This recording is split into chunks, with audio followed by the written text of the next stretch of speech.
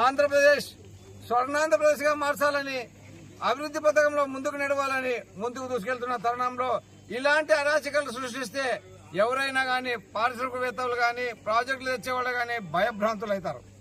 మరి ఇలాంటి పరిస్థితుల్లో మీరు ఒక్కసారి ఆలోచించాలి. మేము కూడా వాళ్ళందరికీ హెచ్చరిస్తున్నాం, ఎవరిని వదిలిపెట్టే ప్రసక్తే లేదు.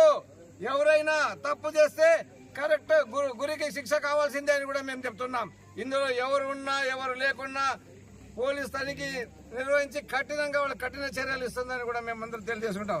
ఇలాంటి కంపెనీ వాళ్ళు కూడా నేను ఒకటే కోరుతున్నా, మీకు ఎలాంటి కష్టం వచ్చినా ఇక్కడ ఆలూరు తాలూకాలో ఇన్ఛార్జ్ గా మేము ఉంటాం, మా ప్రభుత్వం ఉంటుంది, మీకు అండదండలుగా మేముంటాం.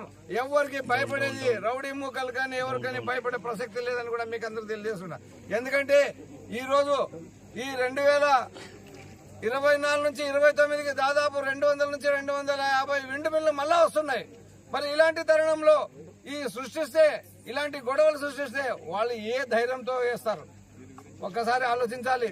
మనం విండ్ మిల్ వచ్చిందంటే పరోక్షంగా ప్రత్యక్షంగా చాలా మందికి ఉపాధి కలుగుతుంది. అందులో మనకి కరెంటు ఉత్పత్తి అవుతుంది. ఈరోజు మనం బొగ్గుల ద్వారా చేసుకోలేని పరిస్థితి, అదేవిధంగా సోలార్ ద్వారా కూడా రాబోయే కాలంలో వస్తుంది.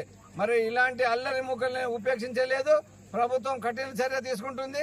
నేను కూడా వాళ్ళందరికీ హెచ్చరిస్తున్నా, ఎవరైనా రౌడీ ముక్కల్లాగా ప్రవర్తిస్తే మీరు వారిని అనుభవించాల్సిన పరిస్థితి మీకు వస్తుందని కూడా హెచ్చరిస్తూ నేను ఈ రోజుతో ముగిస్తున్నా.